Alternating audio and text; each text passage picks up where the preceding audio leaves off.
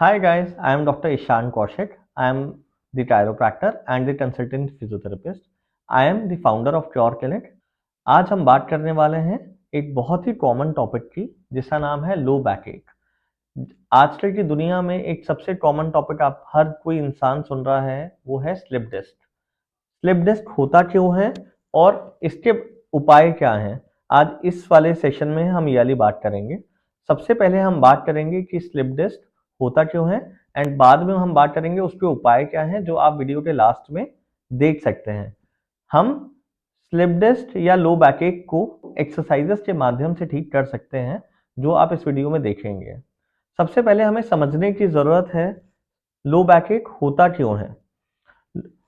ये हमारी कमर की हड्डी है जिसमें लोअर बैक को लंबर स्पाइन बोलते हैं, नीचे एक सेट्रम बोन होती है, लास्ट में कॉर्टेक्स, इसका जो टिप होता है उसको हम बोलते हैं कॉर्टेक्स। इसमें लंबर वर्टिब्रास के बीच में हड्डियों के बीच में एक कुशनिंग का स्ट्रक्चर होता है जिसको हम बोलते हैं डिस्क।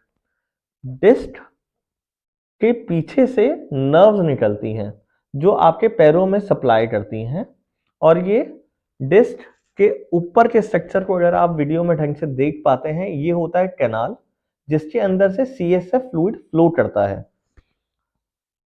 जब भी स्लिप डिस्क होता क्या है,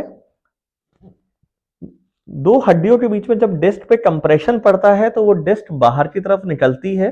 उसको वो जो डिस्क बाहर की तरफ निकलती है वो यहाँ पर जो नर्व है उसको इरिटेट करती है और उसको बोला जाता है स्लिप डिस्क। इसके कारण पैरों में दर्द आता है, आपके कूल्हों में दर्द आ सकता है और काफी हद तक कमर में भी पेन हो सकता है।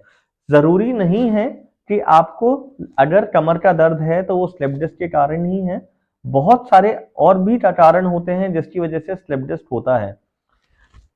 जैसे कि लंबर वर्टिब्रा से बहुत सारी मसल्स निकलती हैं जो आपके कूल्हे में और जांघ की तरफ जाती हैं, जैसे हैमस्ट्रिंग, ग्लूटियल मसल्स। वो वाली मसल्स आपको यहां से निकलती हैं लंबर वर्टिब्रा और हिप के पास से। वो मसल अगर टाइट हो जाए तो वो भी एक पुल बना के रखती हैं जो कूल्हे की हड्डी या फिर लंबर वर्टिब्रा को पीछे की तरफ खींचते हैं। तो अगर कोई मसल ग्लूटियल मसल छोटी हो जाए या टाइट हो जाए जिसकी वजह से भी लो बैक एक पेन आता है, अगर हम ग्लूटियल मसल या हैमस्ट्रिंग मसल्स को रिलीज करें या स्ट्रेच करें उससे भी लंबर वर्टिब्रा का पेन जा सकता है। अब हम बात करते हैं कुछ एक्सरसाइजेस की जिसके थ्रू हम लो बैक एक का पेन निकाल सकते हैं। आइए अब बात करते हैं कुछ एक्सरसाइजेस की जो हम घर पे बैठे बैठे कभी भी कर सकते हैं। उनमें से एक एक्सरसाइज है जो सबसे पहले हमारे को एक मिथ मिटाना है कि हमको ऐसा लगता है कि कमर का दर्द होता है तो हमें एब्डोमिनल मसल्स की एक्सरसाइज नहीं करनी होती है।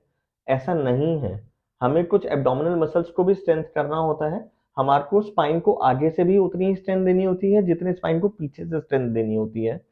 इसके लिए जो हम सबसे पहले एक्सरसाइजेस करेंगे उसका नाम है आइसोमेट्रिक क्रंचेस। इसमें हम क्या करते हैं, दोनों पैर मोड़ते हैं। अगर किसी को सर्वाइकल में पेन है तो हाथ आगे रखना होता है, अगर किसी को सर्वाइकल में पेन नहीं है तो हाथ पीछे रख के भी कर सकता है।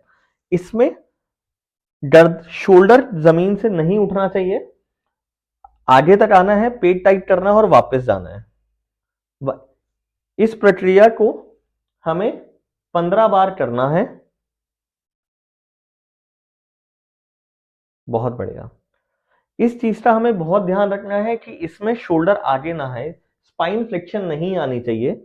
हमें बस ये मसल कॉन्ट्रैक्शन चाहिए जिससे आपको रीढ़ की हड्डी में आगे की तरफ से सपोर्ट मिले।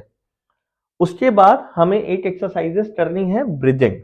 इसमें हमें पैर मोड़ के रखने हैं, हाथ साइड में रखने हैं, फिर कमर को ऊपर उठाना है, कमर को मैक्सिमम ऊपर उठाना है। बस इस चीज का ध्यान रखना है कि इसमें भी शोल्डर ना उठे। अगर कोई शोल्डर उठा देगा तो नेक पर पेन आ जाएगा, वो नहीं करना। मैक्सिमम ऊपर उठाना है, नीचे ऊपर। इसको हम दो तरीके से कर सकते हैं। नीचे, अब नीचे टच नहीं होना चाहिए, कंटिन्यूअसली ऊपर, मैक्सिमम ऊपर और फिर नीचे जाना है। इसको भी हमें 15-15 के 2 सेट्स करने हैं। इसमें हमारी काफी सारी जो कोर मसल्स होते हैं उसकी स्ट्रेंथनिंग होती है, और एट द सेम टाइम हमारे जो लंबर स्पाइन के जॉइंट्स होते हैं उनकी मोबिलिटी एक्सरसाइज है।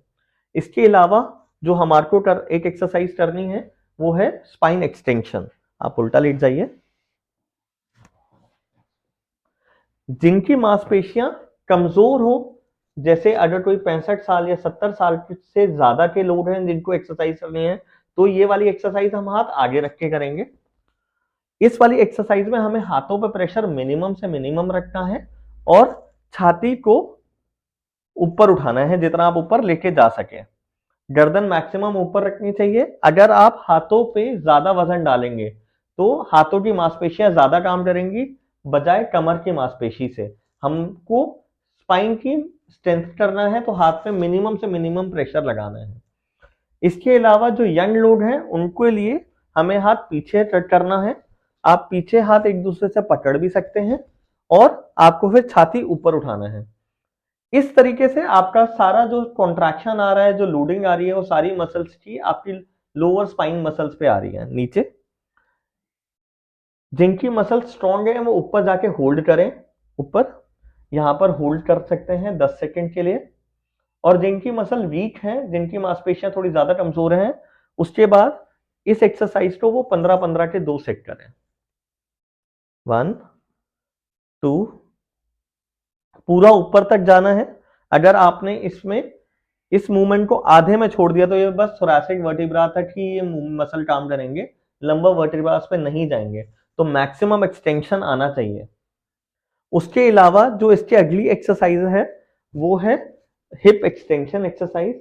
इस एक्सरसाइज को अगर आप बिना वजन के करेंगे तो उतनी स्ट्रेंथ नहीं आती। जिनकी मांसपेशियां कमजोर हैं वो वजन पैर पे ना बांधे, पहले ग्रेजुअली एक्सरसाइज विदाउट वेट करें। आगे चल के इसमें वेट कफ्स लाने हैं, आधा किलो, 1 किलो, 2 किलो।